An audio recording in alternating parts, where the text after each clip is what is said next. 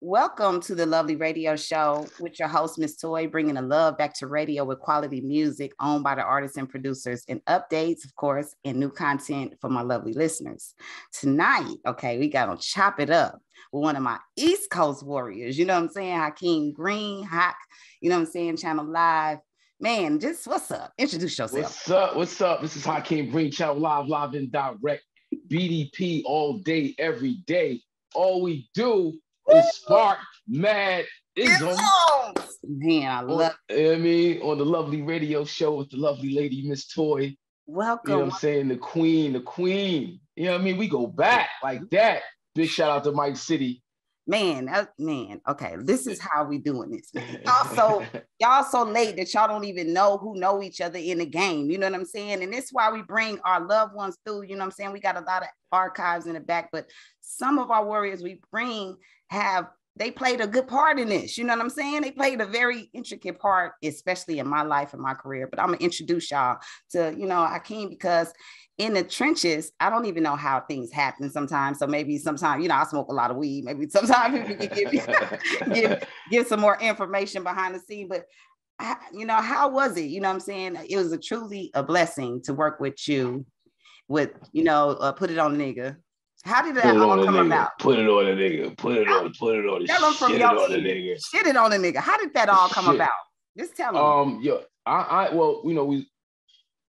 The second album that we did, Arm a Ghetto, off of Flavor Unit. Big shout out to Latifah and Hakim. Yes, shout out Latifah. And that was like 4 or 5 years after Madism. So, we had like a lot of downtime trying to figure out our situation going from one label to the next. We was on Capitol, went from Capitol to EMI. Yeah. Got caught up on the label, label shuffle.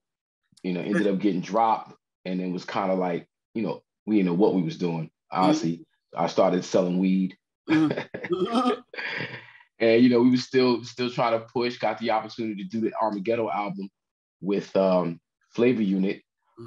In between time, me and Carl Thomas, actually Tuffy and I, the other half of Channel Live, and Carl Thomas, we were like really good friends. Yeah. And Carl had the deal over at Bad Boy. He was working on his first album. Mike City, who wrote and produced I Wish I Never Met Her for Carl Thomas, went to high school with Tuffy. Yes. So Mike and Tuff hooked up, and Mike hit Tuffy off with his demo, and we hit Carl off with the demo, and he picked I Wish I Never Met Her. Mm-hmm. That jumped that off. We got the deal at Flavor Unit. We was like, well, Mike, why don't you just produce our album? He came in, produced majority of the album, and we was like, we need I hate the word female. I know, it's crazy. We just need some. We need a woman. We need a woman's voice on this project. See, there you go. And we need a woman's voice on this project. And Mike was like, "Yo, I'm telling Miss Toy, that's the homie right there. Yeah, bro, you got to connect on Miss Toy. Yeah, we gonna make that happen." And yeah. Mike City put it together, made it happen. And actually, Buddha and Shamello did the track. Rest in peace, Shamello. They did the track to Put It On a Nigga. Okay. And So it was just it was a record to have fun. Yeah. Come in and talk some shit. I'm glad y'all let me do that. That's what I needed to do at that time. Yeah, just have fun with it. And because Channel Live, outside of the weed record, the Madism joint, we kind of got a reputation of being serious and deep and conscious and woke and all that. Yeah. So that was like, an experiment for us as well, just to be able to have some fun and relax, and you just are such a superior MC, and how you just came in and wrecked shop. It was a great look for us. So thank you, sis. Thank you guys as well. You know what I'm saying? And then I was in New York, sealing up deals with Universal and things like that. And it was an opportunity to even just kind of meet you guys in where we are, you know what I'm saying? In the studio, not just in the streets, you know what I'm saying? So it's always a pleasure to work with great professional artists when it's time to get in the studio. Back in the day, y'all don't know how the shit used to be. You can walk in some studios, man, and see you. And come up, word is bond. Yeah, you just bouncing around from studio to studio. You walk in a session that's like, you could walk in a Puff Daddy session, or you walk in on a Trackmaster session, or you walk in on a Busta Rhymes session. Man, you never know. And that and your roots stem from so much, you know what I'm saying? Tell them a little bit about your background, you know, so that they'll know how you ended up getting to those spots. Yeah. So I'm from East Orange, New Jersey. I was born in Orange, raised in East Orange. So the Essex County area, East Orange, North Orange, all that's my stomping grounds. I went to grade school and high school with Naughty by Nature. I saw Naughty by Nature form at my senior year talent show in 1986. KG was in my homeroom. KG put me on the Boogie Down Productions, you know, just from a fan standpoint, walking in the homeroom and seeing KG sitting there with the Criminal Minded album in 1986. Wow. I'm like, yo, who's that? What's that? So my roots really is in like the dance culture. Me and Tuffy was both dancers, you know, like Scuba Scrap, Running Man, all that. You know, getting in the cypher, that was our thing. So I was dancing for Naughty back when they were called the New Style. And then watching them kind of bloom, blossom, turn into Naughty by Nature, get down with Flavor Unit, get their deal. I mean, me and Tuffy actually dancing for this artist named Princessa, this female rapper from Queens. This lady, this queen from Queens, who's a rapper. Can't say female, I gotta stop that. Princessa, we sitting out in front of Texas Stadium in Dallas, and I heard OPP come on, and it fucked my head up because those is my peoples. Yeah. And to hear, you know, your peoples on the radio, not where you from, mind you. Because back in the day, I gotta let people know, like back in the day, it's like when you went to New York, you heard New York music. You went to Atlanta, you heard Atlanta music. You went to Texas, you went to LA, you heard LA. It was very regional. You know, very regional. It was real hard to break national. Yeah. Right. So for me to be in Dallas, Texas, and hear OPP, a national, it blew my mind. Right now, from dancing for them, you know, there was a couple times, you know, I saved them from getting booed because I was really nice with mine with the exactly. footsteps. See, that's what I'm saying. And the other thing is, you know, being from Jersey, you know, it was hard to really get respect from New York when you come from Jersey. It's true. You know, we say from Jersey, ooh, they already before you anything come out your mouth. Ooh, I ain't looking at you screw face like, they wild. Right. But I had kind of like a nice little reputation in New York as a dancer. Yeah. So I was, you know, I was up to date. Like what I was doing, I already knew New Yorkers was gonna pick up on it. Now, being in Texas, hearing this OPP song, it was like, you know what? I need to start writing these rhymes. See. I need to take the dance and transfer the energy over to the writing. And Tuffy, mind you, oh, now you a rapper now. Oh, now you want to be an MC. How words? And him and his fiance at the time, Kim, I was like the biggest joke for a minute. And then I eventually convinced Tuffy to start writing. He started writing and we started recording and doing our little demo. And that's how we met Carl Thomas, who was down with a production company called Character Music, which the guys who owned the studio that we recorded put it on a nigga in. What? Okay. So, yeah. So we was down with them. They was trying to make their way up. They had written some songs for Boys II Men. Troy Taylor, who, you know, Troy and Charles actually discovered Trey's songs. But Troy and Carl co-wrote Sweet Lady for Tyrese. Okay. And, you know, we were kind of up under them. They wasn't really feeling the rap thing. This is like 90, 91, 92. They wasn't really feeling the rap thing like that. They was looking at the R&B check. You know what I mean? Yeah. They wanted to be big. Yeah, the rap thing was underground and regional. See, it's regional. Not a lot of money in the rap game back then. See. You know what I mean? So, unless Charles, you was known, y'all don't forget. Yeah, you had to be like, you know, even like, you know, indie artists. I mean, you was making little show money, whatever, but it ain't like they making it now. No, it's different. It's nothing like they made. They doing it now. Yeah. But Charles gave us our walking papers. He dropped us from the production company. And he jokingly said to me, you know, you cool with KRS-One. Won't you get down with KRS-One? He might fuck with y'all. See. So now I met KRS-One because I was a school teacher. I taught 6th, 7th, and 8th grade from 90 to 94. And I started an after-school program called Act Now, African Children of Tomorrow Now, which is all about introducing, you know, that age group to their Afrocentric roots. African history, Egyptian culture, the great civilizations of West Africa, the whole 9 yards. And this is around the same time KRS was doing Human Education Against Lies.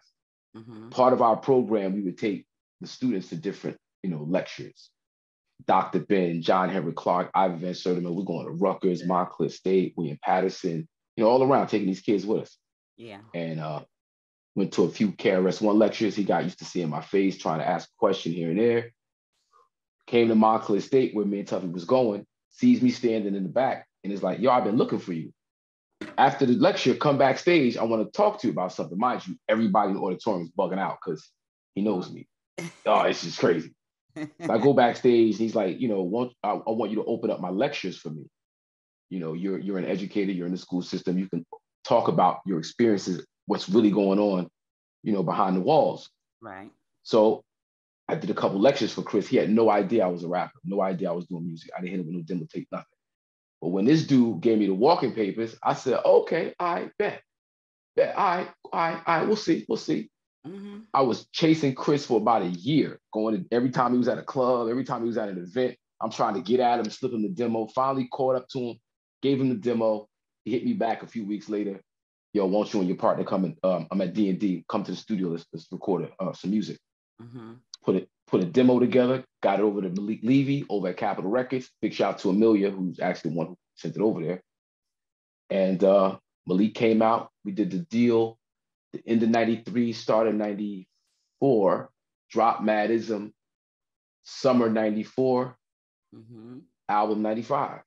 Dang. And it was a good look. And it was dope because we were signed to a West Coast label.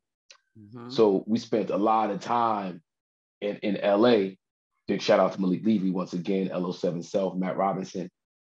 Spent a lot of time out there and got really embraced by the hip hop culture out there in Cali. It was a beautiful thing. Mm-hmm. So yeah, that's kind of like, in a nutshell, the history of Channel Live, up until getting the deal and getting the record out. Yeah. And then, like I said, on the other side of blow up, got the Madism, boom. By 97, it was like, you know what? Let me go sell this weed. Man. And then speaking on weed, which is a good segue into what I'm saying, on 2000, I was on the Up and Smoke tour. And so the Up and Smoke tour had one guy who was out there with all the weed. And of course, his name is Snoop, And they ran out of weed a little bit or whatever. And I said, you know what? I got to back up. I got to make a back call, you know what I'm saying, on the back line.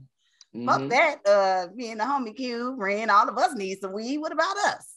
So come through. It's pouring raining wherever the fuck we was at. It was pouring raining. Boy, it was raining like a motherfucker. Felt like we was doing some 007 shit to get this weed. You know what I'm saying?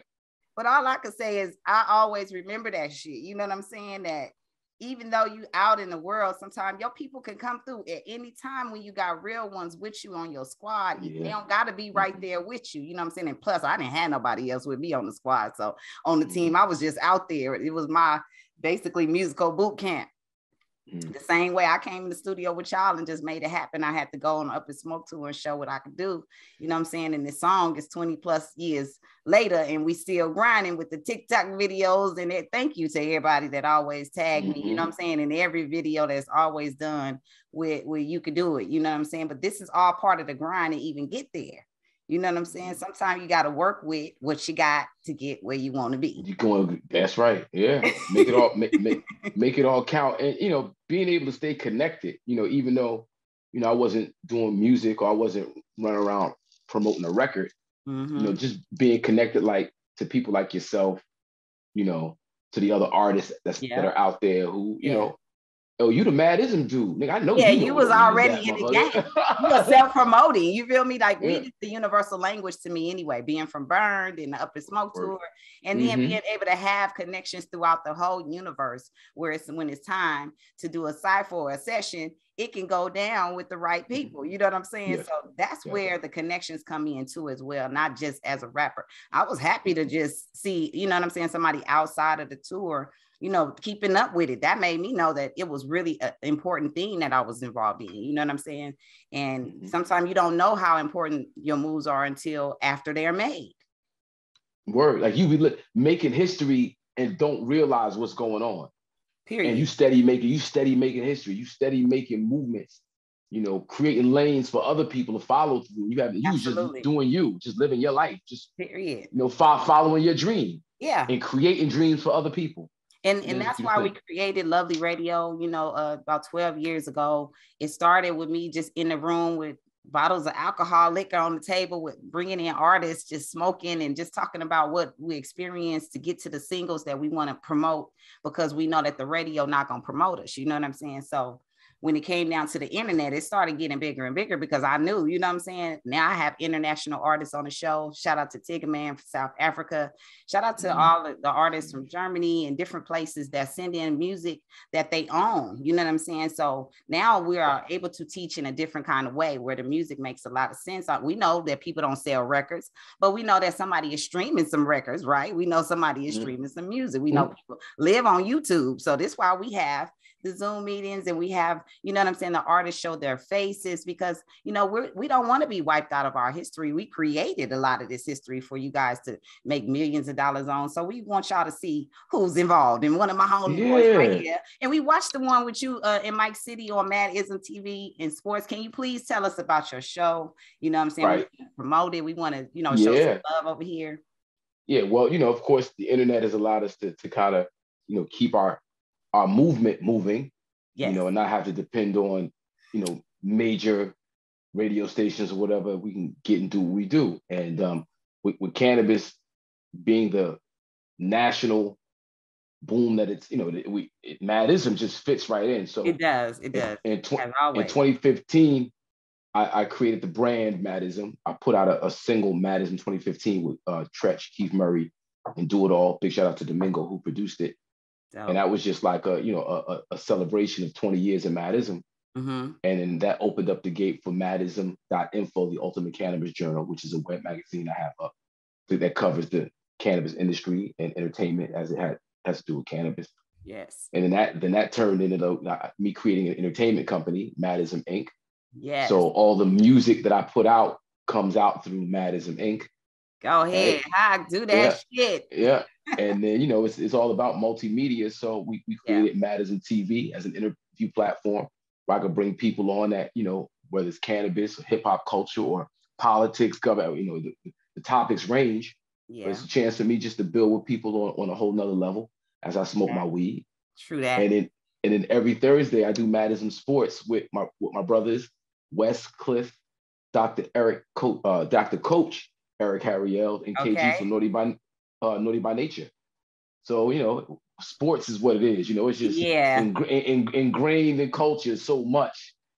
In our perspective is valued. So Madison Sports is about giving our perspective on sports. Which is part of the elements, you know what I'm saying, the hip hop, you know what I'm saying, the shoes, the clothes, you know what I'm saying? So of course the shoes come from the games and sports. And so you know, you keeping everything moving like you've always done, you know what I'm saying? So I definitely had to have you on to let artists know, you know what I'm saying, you don't have to always rely on someone always hyping you up or trying to go get a deal and get yourself caught up in something. You can create your own companies and create your own line. You know what I'm saying? As y'all can see, because people are going viral online every day. You know what I'm saying? For stupid shit. So you know what I'm saying? You just find where you stupid at and figure that one out. You know what I'm saying? But yeah, please tell us about, while I do something, just please tell us about your new singles, Jury and New York Rap. Real quick. Okay, so I have actually two projects that I'm working on simultaneously. One is an album called Aubrey, entirely produced by Ron Lawrence from The Hitmen. Yes. And on that project, I have a song called Took a Test, The Cypher featuring KRS-One, and Jewelry. Those three videos are up and out. You can check those on YouTube. Please go check those out.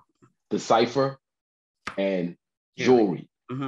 So there's I have a song called, on this project, Aubrey, I have a song called Real Hip Hop for the People. And it features Amiri Baraka Jr., who's the son of Amiri Baraka, and the brother of Raz Baraka, the mayor of Newark, New Jersey. Okay. Mitty is also the chief of staff for the mayor. And Mitty gave me the name of my company, my other company, 24 Hours of Peace, which is a 24-hour peace festival we do every year in Newark, New Jersey. Right. We're like 12 years in. You got to bring it out. Shit. Oh, this year. There it is. Done deal. This year. So we have this song called Real Hip Hop for the People that is kind of like represents hip hop as a political instrument, as a tool for power, a tool for organizing, understanding the value we have as a culture, and then organizing around it for political empowerment. Right? That's what the song is basically about.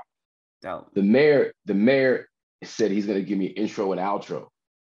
So I'm waiting for that.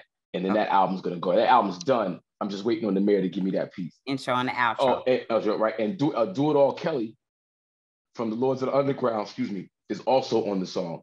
And he's running for West Ward Council. The election is May 10th, next week. So again, hip hop as a tool for political empowerment. Absolutely. The song is that in real time. Like we got people who talk about it, and then you got people who are the mayor of the city of Newark, New Jersey, one of the largest cities in the country. Real active. It's a major. Not right. It's real activism. Do It All Kelly, a platinum selling rapper. Who's gonna be elected West Ward count for it's amazing. And what we do with 24 Hours of Peace, of course, locks in. We just finished saying making history without even knowing it. And sometimes knowing it is even better because you can really, put your pieces together and everything all comes together when people are involved. See, that's why we have to have you on here. So our West Coast fan base and worldwide can get a chance to tap in on some positive things. I know, you watch the internet and all it is negative, but it is a bunch of positive things going on, y'all. Trust me, get your head out your ass and stop playing games with these people. Yeah. They robots. So that's the Aubrey album. Good. Which also I got a song with CeeLo Green and Freeway off the chain. I got a joint with Carl Thomas off the chain, and Malik Youssef. I got a joint with him is off the chain. And then I have a project that I dropped on 420 called Nah Mean. Nah Mean. And the first single off Nah Mean is New York Rap. And that's just something to put out until this other project. That's what we're working right now. But why would you, of all people, man, is a Miss 420, and you got your own company, and you can drop some shit when the fuck you want to. That's what we say. Just do it. Boom. I got the content. Content is king. That's what we did. I dropped the album on my birthday, 2/26. Then 420 rolled up, and I said, you know what? Let's put this album together. We got the 420, the session. Miss Toy presents the session, and that's what it is. Because this is what we do. You know what I'm saying? My one of my producers sent me a whole beat pack for my birthday. So what else was I supposed to do with the beat pack in February, but make a 420 album for April? You know what I'm saying? So that's what we talk about. Me and Mike City still doing work together. We got about 3 albums we've done since That Girl album. And we working in the paint. So, I would love to have some more music with you as well. Come on, let's go. And we're going to play a special edition of Hakim Green and Night. You know what I'm saying? So y'all make sure y'all stay tuned to the Love the Radio Show. Anybody you want to shout out, anybody you want to, any last minute, things you want to say to my listeners to, let them know what you're doing. I just want to shout you out. Thank you for having me on the show, first and foremost. That's a big thrill for me. We got long history. Yes. And to see you still active in a major way is a very inspiring thing, young lady. I appreciate seeing you putting out music, putting up videos. You got your radio show going on, you're doing it. And I'm feeling it, thank we don't get old, we get better. You get better. Absolutely. You get better. Right. So to see you, get better is a beautiful thing. And it's dope. Thank you for your contributions to hip hop, for us to have something positive outside of the music to go to. You know what I'm saying? Like you making sure the kids, I call them warriors in training, because we never know who's next up to do, better than us, be the next president. We never know. So we're training a lot of people in the world right now with what we're doing. And I had to highlight you because you're bringing so much information from our perspective and our age range. Sometimes you need that, and people need to stop going way below their age range to listen to these kids. They need to have some sports information that come from us. They need to have some rap game that come from the history. So that's why it's important that we show people that we have been connected for so many years, and we're both kind of on the same pattern. You know what I mean? I started out as a female hip hop dancer in a group, you know what I'm saying, Thick and the Girls. And then once I saw the white girl was forgetting her lyrics on the mic, I said, you know what, I need to go ahead. I can't dance with no white girl, first of all. What's going on? So I got the mic, all of the people used to come up to me and at the end, and I had to introduce them to the rapper too, you know what I'm saying? So it was meant for me to get on the mic. I just didn't know that that's what I would love. As a passion. I just knew that the fans and the people come into the shows and started making me feel like I was supposed to do this shit. So to get in the studio and work with professionals along my whole journey in my career has always been my highlight, you know what I'm saying? And one of the highlights, I always bragged about you guys, and Insty, I have you on the show tonight, you know what I'm saying? And that was one of my homegirls, their favorite songs after, they found it on YouTube. So when YouTube popped off and I was talking about these songs and YouTube popped off, we was able to type in so many things that I was on in my past when I first started my label. So Put It On a Nigga and all of these different songs we was able to put up and talk about. So that's why I said, let me bring my history back and do full circle with my warriors, because man, that Up in Smoke Tour memory, I swear, man, he had the long dreads too, y'all, in case y'all he had the long locks.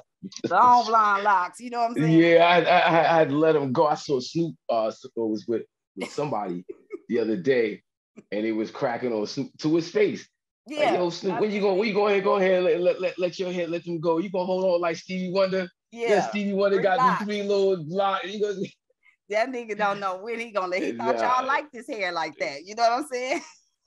Man, listen, I ain't walking around like Homie the Clown. You got the ball spot up here with right the dreads. Jokers be wearing the hat trying to cover up that. Got long ass hair back here, but then you got a whole nother all forehead. It's all forehead up here. This is all forehead. It wasn't like that once upon a time. So you know what I'm saying? We know what it looked like. Now just let it go. Let it go. They make wigs for men now too. So oh Lord have mercy. Oh yeah, I can't front. I'm not really feeling that whole movie. I'm not feeling it, but Drake was feeling it because now he don't have it on this month, but last month braids. And that was a front lace. So we, women made a vote and we decided that was like a front lace, and we was wow. We was not. Yeah, I'm seeing it like the clips on social media with the Jokers like beginning to end. I'm like, no, they're not doing like they got the whole. You give you a 360 wave joint. Man, for real. That's a wig. Like you've been brushing your joint down for like a year and a half. Nah, he sprayed it on last night. They put the chalk around the edge of it to make sure they line it up right. I'm like, wait a minute, you actually let somebody draw on your head. And glue some shit on. And they do the mustache and the beards too. So I mean, y'all, come on now. Come on now.